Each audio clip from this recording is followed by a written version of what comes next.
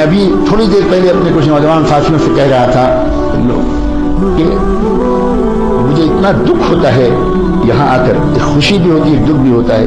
میں دنیا میں بہت جگہ جاتا ہوں، بہت زیادہ میری قسمت میں دنیا بھر میں، ملک بھر میں گھومنا لکھا ہے ابھی تک. تو اس کے باوجود میں یہ بات دیکھتا ہوں کہ جو ایمانی صلاحیت، جو روحانی استعداد اے کشمیر کے نوجوانوں تمہارے اندر ہے، وہ بہت کم جگہ دیکھنے کو ملتی ہے. لیکن نوجوانوں تم اپنے کو نہیں پہچان پاتے، تم اپنے کو نہیں پہچان پاتے. دنیا تمہارے پوٹینشل کو پہچانتی ہے، اسی وجہ سے تم پر بہت زیادہ محنت کرتی ہے، تم پر للچائی ہوئی نگاہ ڈالتی ہے. دنیا جانتی ہے اس بات کو کہ اگر یہاں کے نوجوانوں نے اپنے کو پہچان لیا تو ہزاروں کلومیٹر دور تک یہ انقلاب لے آئیں. دنیا جانتی ہے تمہارے عشق کے جذبات کو، دنیا جانتی ہے تمہارے نسب کو، دنیا جانتی ہے تمہارے روحانی شجرے کو، دنیا جانتی ہے تمہارے آباء و اجداد کو، دنیا جانتی ہے امیر کبیر شیخ حمدانی کو، دنیا جانتی ہے سید بلبل شاہ کو، دنیا جانتی ہے سلطان العارفین کو، دنیا جانتی ہے ان کی روحانی میراث کو. اور یہاں کی مٹی میں ان کے فیوض و برکات آج بھی موجود ہیں. آپ سمجھتے ہو میں تم کو دین سکھانے آتا ہوں؟ اس غلط فہمی سے نکل جاؤ. میں یہاں کی وادی سے گزر کر اپنے ایمان کو تازہ کرنے آتا ہوں.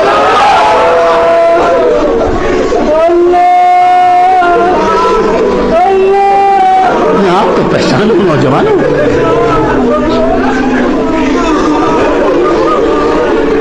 میں تم سے یہ کہوں کہ تم لڑکیوں سے باتیں مت کرو. میں تم سے یہ کہوں کہ تمہاری گرل فرینڈس نہیں ہونی چاہیے. میں تم سے یہ کہوں کہ موبائل سے تم ناجائز باتیں مت کرو. میں تم سے یہ کہوں کہ انٹرنیٹ پر ننگی تصویروں کو مت دیکھا کرو. اگر میں یہ کہوں تو میری زبان کو پکڑ لینے کا تم کو حق ہے. تم کہنا کہ حضرت آپ کہاں بات کر رہے ہیں؟ آپ ایودھیا اور کاشی اور متھرا میں بات کر رہے ہیں یا آپ وادی مقدس میں بات کر رہے ہیں؟ آپ کہاں بات کر رہے ہیں؟ اگر میں تم سے یہ کہوں تو یہ بالکل ایسے ہی ہوگا جیسے میں کسی شہزادے اور کسی کراؤن پرنس اور کسی ولی عہد کے پاس بٹھا دیا جاؤں اور مجھ سے کہا جائے کہ یہ ولی عہد ہیں اور اس سلطنت کا مستقبل ان کے ہاتھ میں ہے اور آپ کو 5 منٹ کا وقت دیا جاتا ہے، آپ اس شہزادے کو کچھ نصیحت کر دیں. تو بتاؤ نوجوانوں، میں اس شہزادے کو کیا نصیحت کروں گا؟ میں یہ کہوں گا کہ محل کی بھنگن سے عشق مت کرنا. میں یہ کہوں گا وہ نہیں، اس شہزادے سے میں یہ کہوں گا کہ شہزادے معظم انصاف کے ساتھ اپنی حکومت چلائیے گا، غریبوں کے ساتھ ذرا اچھا سلوک کیجیے گا. بہت دن ہو گئے آپ کے علاقے کے غریبوں کو کوئی محبت بھرا رہنما نہیں ملا. میں ان سے یہ کہوں گا.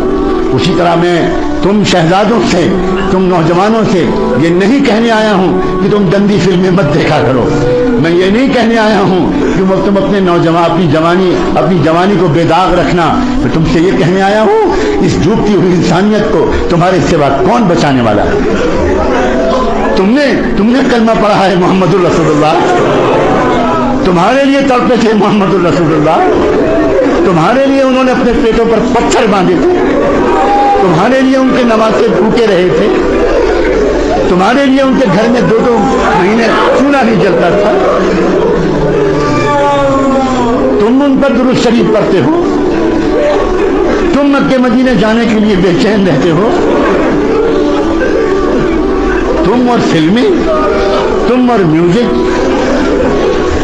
تم اور گندے گانے. نہیں، مجھے آپ سے یہ کہنے کا کوئی حق نہیں. ہاں، اگر کسی عزیز نوجوان سے، عزیز میرے بھتیجے سے، میرے جگر کے ٹکڑے سے کبھی کوئی گناہ ہو گیا ہو، ابھی معافی مانگ لو. ابھی میں وعدہ کرتا ہوں اللہ معاف کر دے. بہت کریم ہے اللہ. اللہ انتظار میں بیٹھے ہیں. کہاں ہیں وہ میرے بندے جو مجھ سے معافی مانگے؟ کہاں ہے وہ نوجوان؟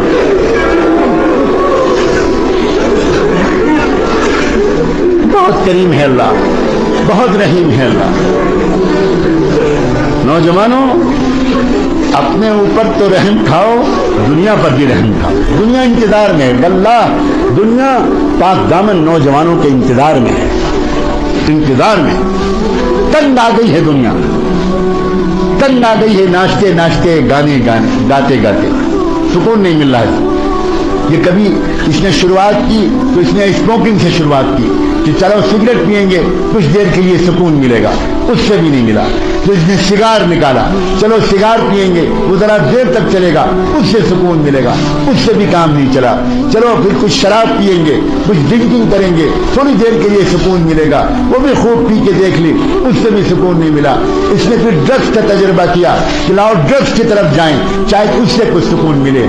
लेकिन सुकून इन चीजों में नहीं है नौजवानों, सुकून तो तकवे में है, सुकून तो पाक दामनी में है, सुकून गुनाह करने में नहीं है, सुकून गुनाहों से अपने को रोक लेने में। अजीब बात है ये जरा सी बात अगर समझ में आ जाए ना तो पूरी जिंदगी का रुख ठीक हो जाए।